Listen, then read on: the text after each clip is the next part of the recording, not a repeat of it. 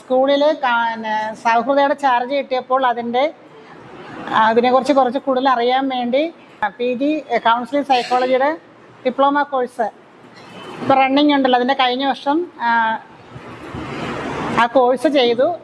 ഈ ക്ലാസ് വന്നതിൽ നിന്ന് ശരിക്കും നമ്മൾ തിയറി പഠിക്കുന്നതിനേക്കാൾ ഉപരി റാപ്പോ ബിൽഡിംഗ് ഒക്കെ നമ്മൾ തിയറിയിൽ ഇത്ര ഡീപ്പായിട്ടൊന്നും പഠിച്ചിട്ടില്ല. സാറ് പറയുന്നത് നമ്മൾ ആദ്യം ഒരു പരിചയപ്പെടൽ പോലെയുള്ള തുടങ്ങി പോകുന്ന രീതിയെ അറിയത്തുള്ളായിരുന്നു. അത് വളരെ ഉപകാരപ്രദമായി.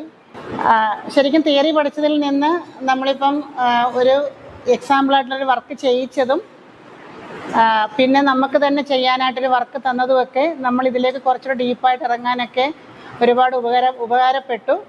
എന്നാലും വളരെ എഫക്റ്റീവായിരുന്നു ക്ലാസ്. അപ്പോൾ ഇനിയും എനിക്ക് തോന്നുന്നു ക്ലാസ് ഉണ്ടാകുമെന്ന് തോന്നുന്നു അല്ലേ?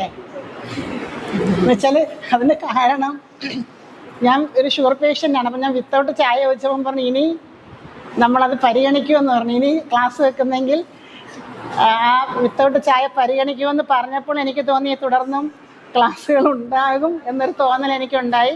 എന്തായാലും വളരെ ഒരു ദിവസത്തെ ക്ലാസ്സേ ഉള്ളുവരുന്നെങ്കിലും ഇതിൻ്റെ തിയററ്റിക്കലായിട്ട് ഇറങ്ങി കാര്യങ്ങൾ മനസ്സിലാക്കാൻ ഒരുപാട് ഉപകാരപ്പെട്ടു.